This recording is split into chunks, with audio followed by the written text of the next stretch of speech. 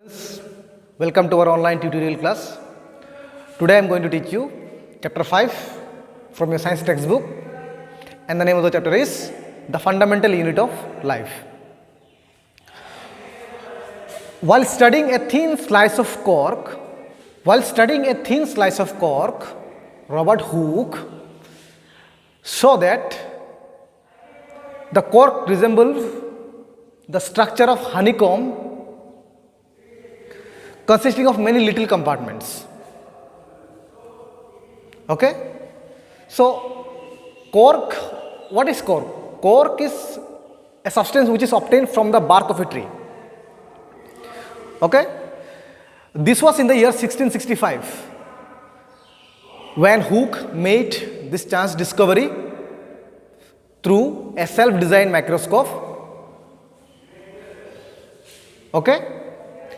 Now, Robert Hooke called these boxes as cells. Cells in Latin means little room. Okay? Now, Robert Hooke's discovery was important because it indicated for the first time that living organisms consisted of number of small structures or units.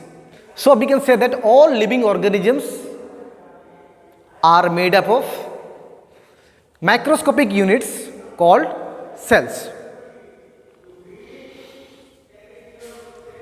Now, a cell is capable of independent existence and can carry out all the functions which are necessary for a living being. A cell carries out nutrition, respiration, excretion, transportation, reproduction, etc. the way an individual organism does. Due to this, the cell is called the fundamental unit of life. Okay. All living organisms are composed of one or more cells. Clear? All living organisms are composed of one or more cells. Now let us talk about the cell shape, size and number. There is much variation in size, shape and number of cells in different organisms. Cell may be spherical, spindle shaped, elongated or irregular in shape. Now let us try to understand the structural organization of a cell. All cells have three basic components. Okay, all cells have three basic components. So, the basic components of a cell are plasma membrane or cell membrane and cell wall, the nucleus and the cytoplasm. Okay, the nucleus and the cytoplasm. Now, first of all, let us discuss about plasma membrane. Plasma membrane is a semi-permeable membrane. Okay? It's a semi-permeable membrane. It is a semi-permeable membrane. It is the outermost covering of the cell. Please keep it in your mind. It is the outermost covering of the cell. Now, what are the functions of the plasma membrane?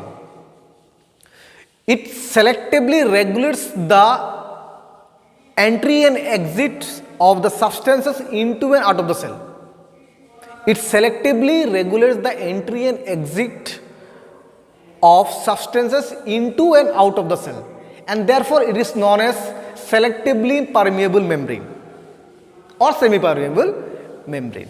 It provides an outer boundary to the cell and protects the cell from injury. It allows the flow of materials and information between different organelles of the same cell as well as between the adjacent cells. Okay? Now let us see what is cell wall. Cell wall is made up of cellulose. Please note that the cell wall is present only in plant cells. Cell wall is present only in plant cells. It lies outside the plasma membrane. It gives rigidity to the cell. Okay? It gives rigidity to the cell. Now, the next basic components of the cell is nucleus. Okay? Nucleus is the major central structure of the cell. It is also known as the brain of the cell.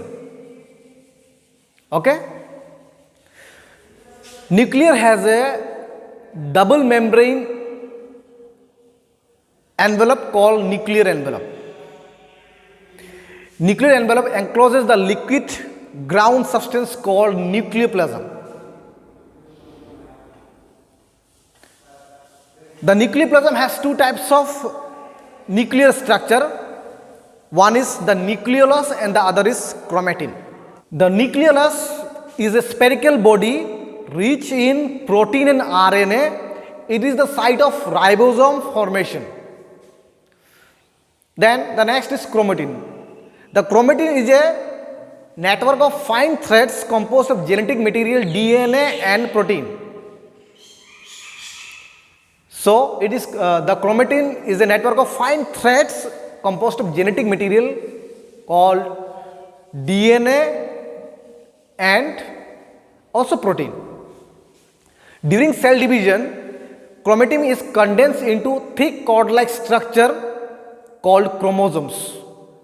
Now, the chromosomes contains genes and each gene is responsible for one hereditary character of the organism.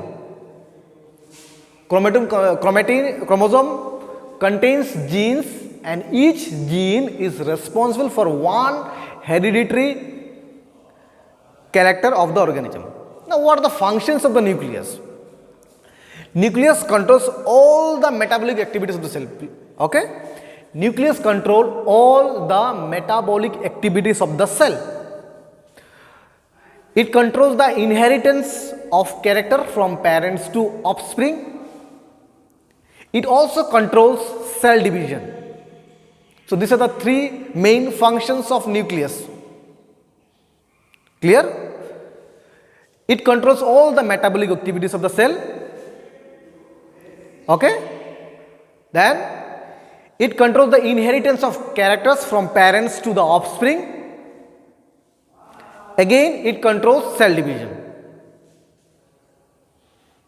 Now, the next topic is prokaryotic and eukaryotic. Based on the complexity of the organization, especially nuclear organization, the cells are classified into two types. One is prokaryotic cells and the other is eukaryotic cells. Now, what is the difference between the prokaryotic and the eukaryotic cells? In prokaryotic cells, the size of the cell is generally very small. In eukaryotic cells, the size of the cell is generally large.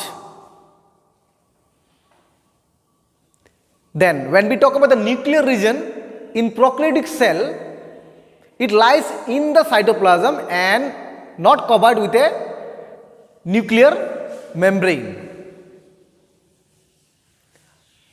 But when we talk about the nuclear region of eukaryotic cells, it is well defined and surrounded by a nuclear membrane. Prokaryotic cell contains single chromosome,